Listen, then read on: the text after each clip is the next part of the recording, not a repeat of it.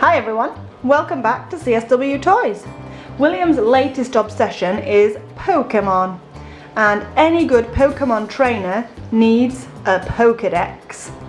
This is the first generation Pokedex from the first series of Pokemon, and it's a toy that you can buy that's made by Tiger.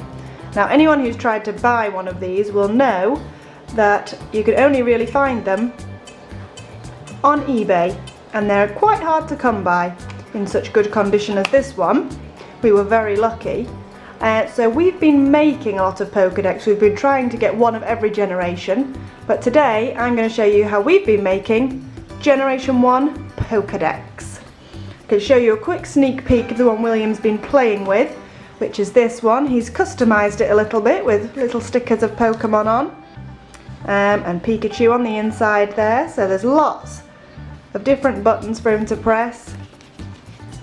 He's also got the Pokemon logo on the back. So this is what we're going to base it on, not the toy one that we've got, but the original from the anime, which is this one.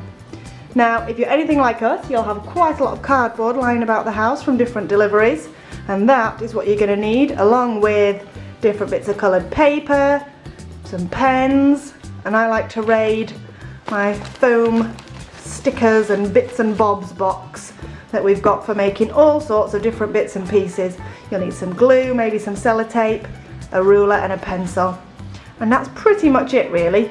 And obviously a pair of scissors. So let's get started. Now the first thing that we need to do is cut out our basic template. Our piece of cardboard is about 23 centimetres long and 15 centimetres wide. And I've drawn on it, as you can see, the little shape here so that it cuts away like this one. What I would say is be careful when you're cutting it out not to cut this piece, then you can fold it across and it gives you the raised up bit like on the actual Pokedex on the anime. So once you've done this and you've cut this out, what we've been doing is then covering it with red paper or pink paperish at this point, because we're running a bit low on red paper. So cut out your line, flap that across and cover it up with red paper. If you don't have red paper, you could colour it in with coloured pens or with paint. But once you've done that, you should end up with something that looks like this. Another tip that I would give you at this point is not to cover it with one full piece, but actually to leave a bit of a gap down the middle. Otherwise, when you glue it and fold it, sometimes it can get a bit tight down the middle and it doesn't open properly. So I've done the same on the outside and left a bit of a spine up the back as well.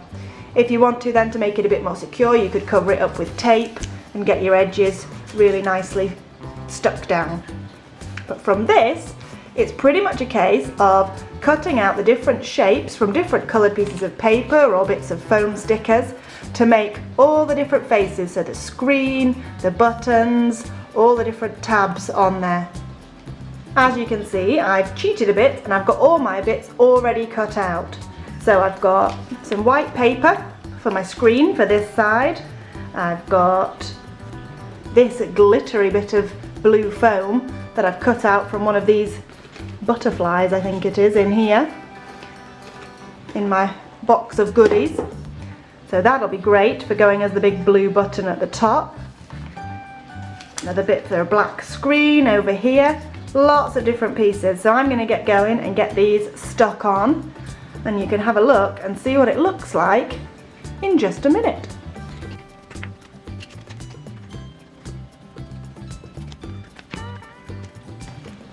Careful and get things in just the right spot that you want them in.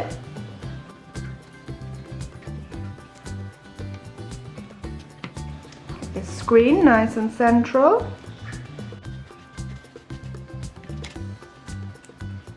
Obviously, if you don't have black paper, you can colour it in again using pens or paint. Using your ruler to get nice straight lines if that's how you want it. We've just used some blue cardboard here for our buttons, but again you could use stickers, paint, anything you like.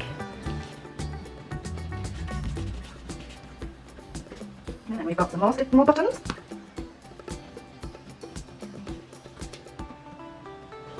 Now, this little yellow button, I've used an old foam sticker of Williams, cut out a bit of yellow. There we go, so it sticks out a bit. And a couple of these black bits here.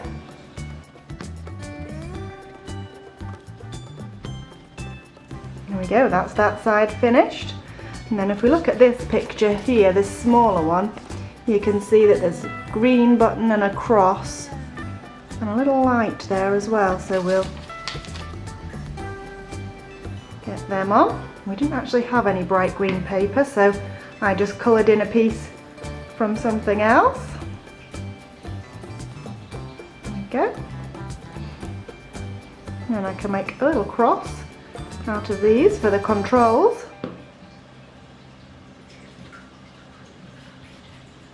So we can scroll through the Pokemon and see what's going on, see what their special attacks are, see what type they are. There we go. See, the most time-consuming piece of this is actually getting everything cut out and ready. Once that's done and you're just making your Pokedex, it's really quite straightforward. There we go. It'll look like it's actually shining like in the picture because of all the sparkles. And then again, these are just little tiny foam stickers. We have a whole bundle of these with little heart stickers and butterflies in them. Also some little tiny circles.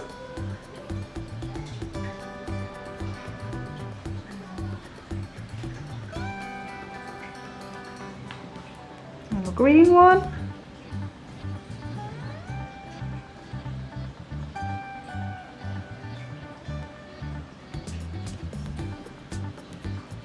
Yellow. Now this one is meant to be red, but I've only got pink at the moment. So the easiest thing I've found is use the pink one, get a marker pen and colour it in. There we go, it's red.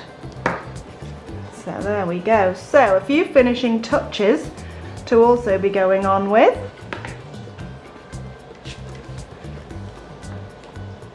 There should be, let's have a look. There's also another button here, and there's a few little markings on the screen to do too. So there's our buttons at the top there. There's a little speaker here, I think, on it.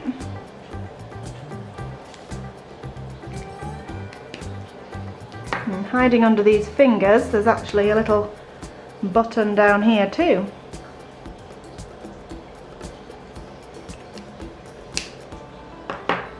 And there also seems to be a black button as well.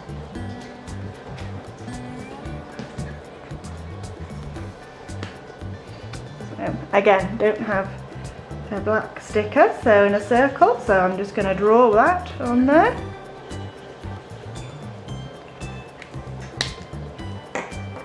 As you can see, that is our Pokedex finished. Easy as that. Oh no, it's not. Something missing from the front. And that is the little catch to open and close it.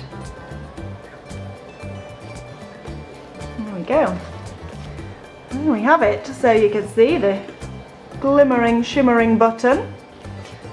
Red, yellow and green across the top. And you've got your screens. Now if you want to do what William's done on his, you can stick on some Pokemon, print them off and stick them in. And what I actually did on William's other one was cover this screen with a little bit of plastic so that he could slide Pokemon in and out rather than sticking them on. But we've made quite a few of these, trial and error, and this seems to be the best way of doing it. So there you go. Your Pokedex is ready to take on some adventures. I believe in the anime, this Pokedex is called Dexter, which is a pretty cool name, but you can obviously name yours whatever you want. And happy Pokemon hunting! Please let us know in the comments if you've made your own Pokedexes, and we will look soon at making some more Pokedexes from the other generations. Enjoy making your own Pokedex, and happy Pokemon hunting! See you next time!